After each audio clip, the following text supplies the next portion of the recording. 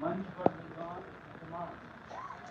सभी विद्वान आचार्य सामने में बैठे हुए अति विद्वान गुरुजन और विद्वान मित्रजन, सबों से यही अनुमति लूंगा कि मैं कुछ बोलूं। जो बोलूं उससे जरूरी नहीं कि आप सुने, इसलिए ज्यादा देर नहीं बोलूंगा क्योंकि लोगों को नींद आ जाती। और एक बात साफ कर दूं, जो राव साहब ने कहा तुम्हारे घाट वाली बात, तो हमारे मिथिला के जो है उन्हें पता होगा कि मिथिला में हर शादी जो है वो पंजीकृत होता है। आज से नहीं, कई हजार पीढ़ी से पंजीकार लोग होते हैं, वहाँ से लोग वंश वृक्ष निकलवाते हैं। तो उस वंश वृक्ष में मैं नहीं हो पाया, उसकी कोई प्रमाणिकता मेरे पास नहीं। जो कुछ दिया गया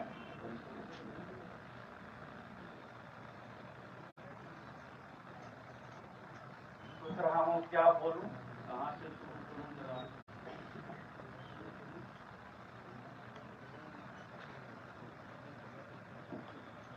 तो मैं ये कहना चाह रहा था कि बहुत सारी बातें हम लोगों ने ज्योतिष पे की, और मैं कोई क्वालिफाइड ज्योतिष नहीं, इसीलिए मेरी बातों को बहुत सीरियसली मत लीजिएगा। मैं मूल रूप से एक इंजीनियर हूँ और इंजीनियर ही रहना चाहता हूँ।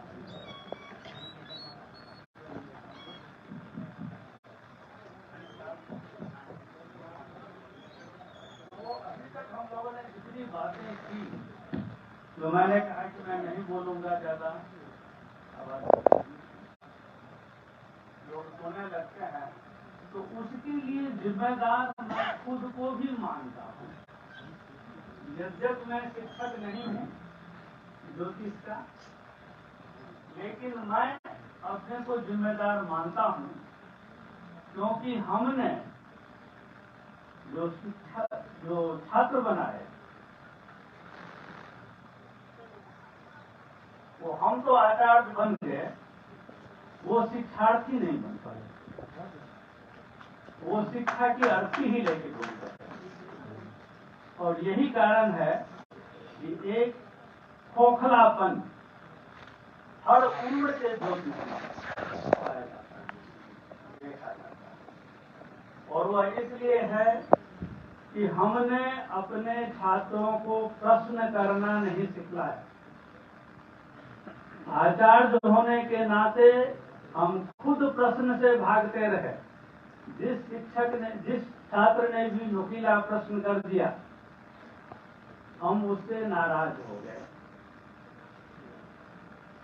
जबकि हर आचार्य के पास में यह व्यवस्था है कि अगर वह नहीं भी जानता है प्रश्न का उत्तर, तो उसके पास एक्सक्यूज है यह कह देने का कि ठीक है, इस पर हम लोग कल चर्चा करेंगे, परसों चर्चा करेंगे। समय है लेने का उनके पास, वो लेकर के उसका उत्तर ढूंढ के छात्र की जिज्ञासा को शांत करें। तो एवं क्रम में होता क्या गया कि गुरु जब अधिकारी होता है तो होने दें, आसमान वाले गुरु की, हम गुरु पहले ही अधिकारी हो गए अपने छात्रों के प्रति।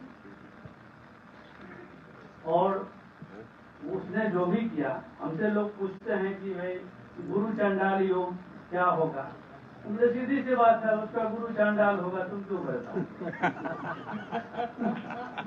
उसका नाम ही है गुरु चांडाल योग। अब चांडाल से भी तो ज्ञान लिया जा सकता है, ज्ञान तो उन्हीं से लिया जा सकता है। आनो भद्रा कसो जंतु विश्व को और बड़ीदा उद्भिद पढ़ते हैं, तो उन्हीं से भी ज्ञान ले सकते हैं। तो पहली जो कमी हमको लगी वो ये लगी। अब मान लीजिए कि हम ज्योतिष में व्यवसाय कैसे तय करेंगे, इस पर मैं एक लंबा व्याख्यान दे दूं, 10 योग बोल दूं, 10 तरह के कॉम्बिनेशन कह दूं, उससे क्या सचमुच लाभ होगा? आचार्य होने के नाते हमारी पहली जिम्मेदारी है कि हम अपने छात्र से कहें कि no, yogas are not to be cram. तुम उसे तोते की तरह रटो मत, तुम योग बनाना सीखो। क्योंकि अगर योग के सिद्धांत को नहीं समझ पाए तो आगे जो भी कहेगा कोई, वह सिर्फ एक मिसाल के रूप में रह जाएगा, लेटर ऑफ प्रेसिडेंस बन के रह जाएगा वो। तो मैं जो बात करूंगा वह सिर्फ ज्योतिष की बात करूंगा यहाँ, क्योंकि मैं इंजीनियर हूँ, पहले ही कह दिया। हमारे इसमें शास्त्र पुराण ये सब नहीं है कि कभी कभी अगर छिटक के कुछ आ जाए तो उसके लिए क्षमा चाहूंगा। क्योंकि हमने शुरू से किया कि हमने तो छात्र को चुन लिया, छात्र को गुरु नहीं चुनने दिया। न उसे सिखलाया कि तुम्हें गुरु कैसे चुननी है। पढ़ते हैं, जरा झिझक रहा हूं, बीच से हट के। रावण गया और कैलाश को हिला दिया, ये संभव है क्या? और यही संभव नहीं कि 20वां वाला आदमी 10 वाला बच्चा पैदा करते हो। वो हुआ भी तो अकेला क्यों हुआ? अपने जैसा 2-4 और पैदा करता, उससे पहले 1-2 हुए होते, और फिर पूरा हिमालय हिला देना। तात्पर्य यह है कि वह गया था गुरु की तलाश में, दत्तात्रेय से आगे निकल गए। दत्तात्रेय ने कहा कि इसके आगे अब सीधी तुम्हें समझा। तो हिमालय हिला देने का मतलब था कि वह गुरु के ज्ञान के आधार को हिला देना चाहता था। और जब गुरु के ज्ञान के अंगूठे से दब गया तो लगा कि ये गुरु हो सकते हैं हमारे। तो आप जब पढ़ रहे हैं किताब में, तो आप शिक्षार्थी हैं, आप एक डिग्री लेके निकले। अब आप 3 साल 4 साल खुद पढ़िए और तब जाइए, हिला के देखिए आधार को। जिसकी आधार हिल जाए वो आपका गुरु नहीं। तो ज्यादा तो नहीं बोल गया।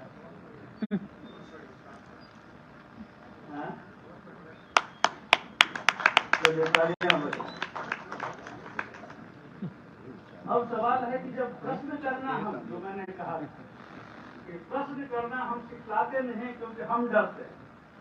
अति आत्मविश्वास की कमी से हमारा ज्योतिष समुदाय ग्रसित है। 2 भयंकर बीमारी से पीड़ित, एक अहंकार, आप कोई भी तार्किक बात कीजिए,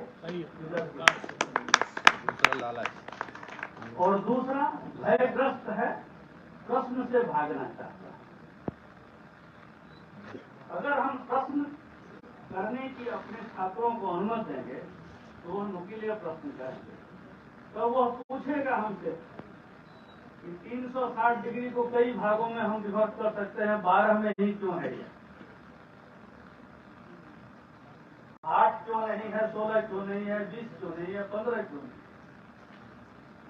हम भाग रहे हैं। हम ये नहीं बता पा रहे हैं। अगर वो पूछ देता है, शास्त्र पुराण की जहां तक ये होती है कि गुरु और शुक्र दोनों तो आचार्य ही हैं, तो फिर गुरु धन ज्ञान इस सब से जुड़ा हुआ है, धर्म से। और शुक्र ने कौन सा भाग किया कि वह काम से, भोग से, इस सब से जुड़ा हुआ है, वो भी तो आचार्य जी। आप कहेंगे कि वो असुर गुरु है, वो ठीक है। सुर और असुर की हमारी जो अपनी कल्पना है वह बहुत अलग है।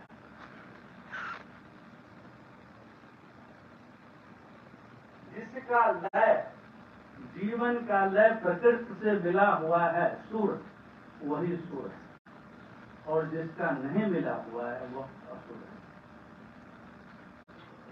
और अगर आप पढ़ें अपने ही पुराणों को, मैं अक्सर बोल देता हूं, जो यहां से नहीं बोल सकता, कि उनसे पढ़ें तो शुक्राचार्य बड़े गुरु लगते हैं हमको, क्योंकि उन्होंने तमाम दंड लोगों को रास्ते पे लाकर के और इतना आगे बढ़ा दिया कि बार बार परम सत्ता को प्रकट होकर कहना पड़ा कि मृत्यु छोड़ के चाहे और कुछ मांग लो।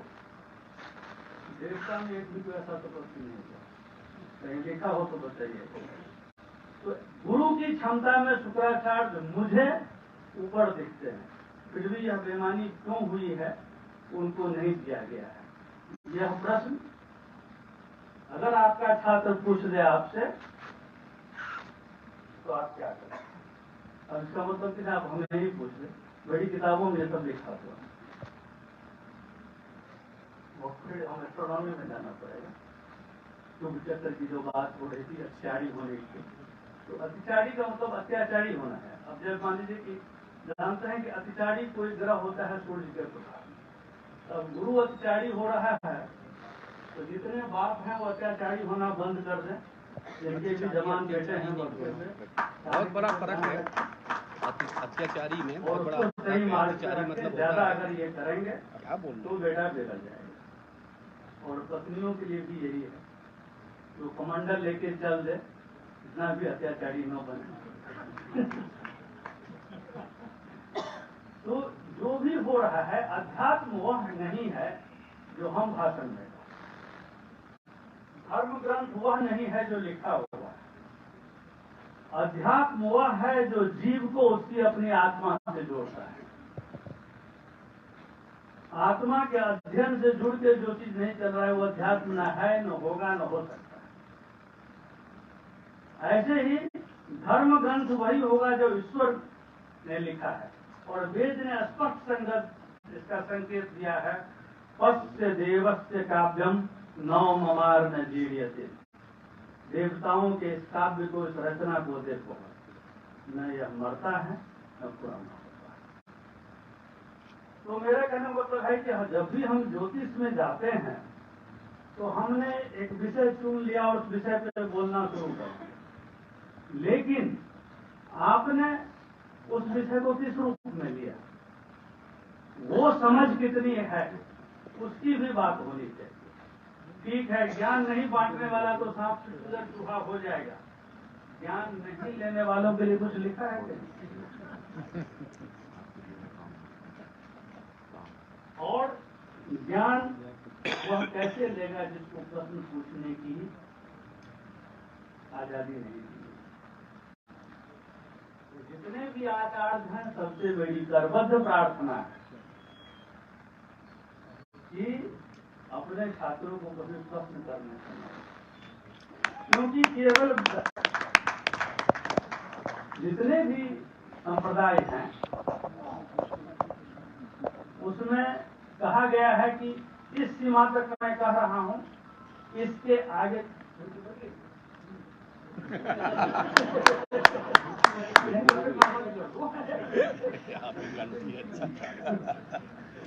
तो उसमें कहा गया है कि इतनी बात मान लो, नहीं मानोगे तो उसके बाद तो समझिए।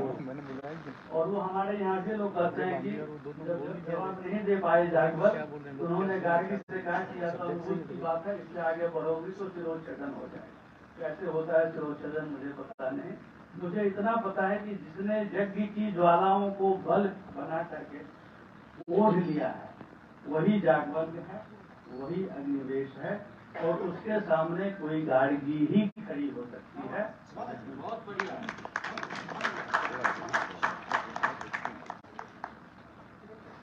तो अब अगर हम आगे चलते हैं, किसी भी योग को जब हम बनाने के लिए चलते हैं तो हम कैसे चलते हैं?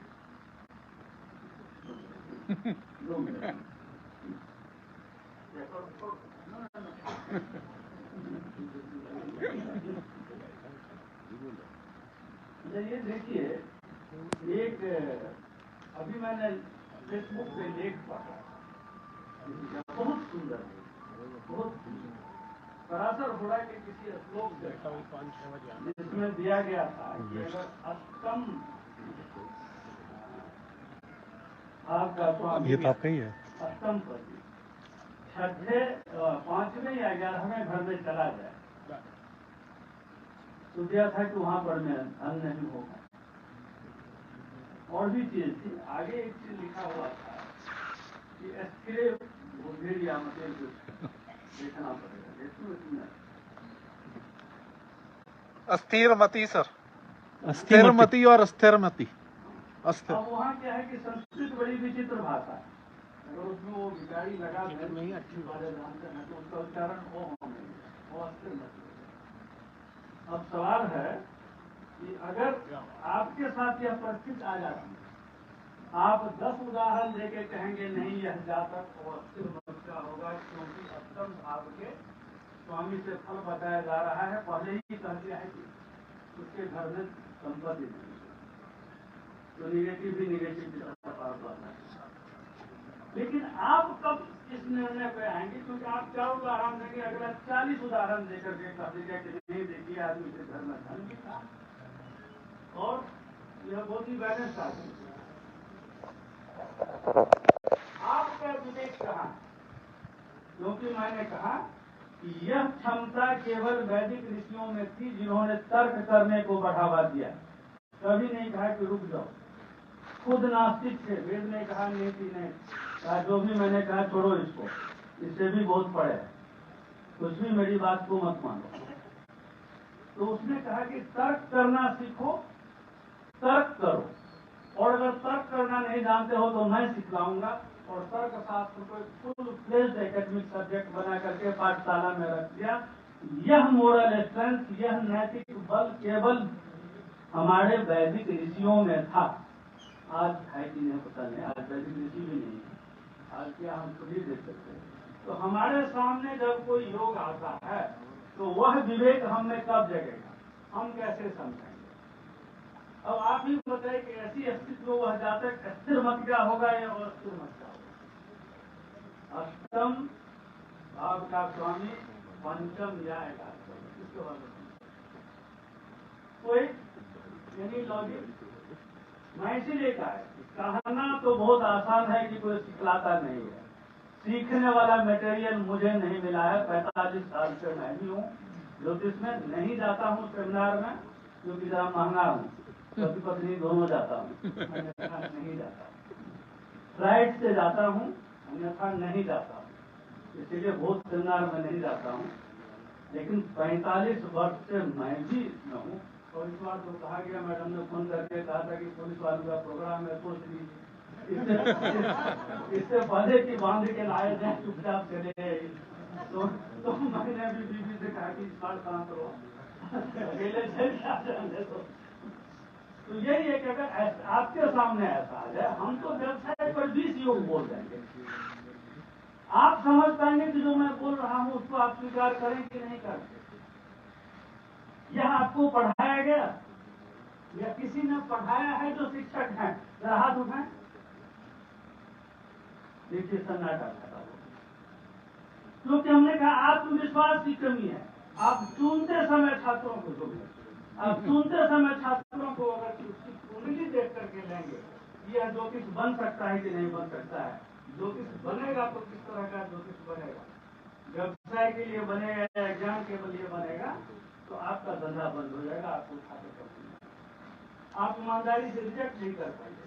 ये आपके आत्मविश्वास की कमी को दिखाता है। इसीलिए दुनिया भर की बातें, सजेशन, ये रिसर्च होना चाहिए, वो रिसर्च होना चाहिए, ये सब तो सभी करते हैं। मैं इसलिए बोल रहा था कि लोग बहुत दुख करेंगे, सोचते थे कि जो आते हैं सब रिपीट करते हैं। आशा है जो लोग जितने गए हैं, मैंने जो कहा है वह रिपीट नहीं। अब यहाँ ही बंद करूंगा। तात्पर्य यही है कि ज्योतिष सीखिए, समझिए। ज्योतिष के 2 मूलभूत सिद्धांत हैं। जीवात्मा अपने कर्म का फल भोगेगा ही। दूसरा, planet work when we fail. ग्रह तभी काम करता है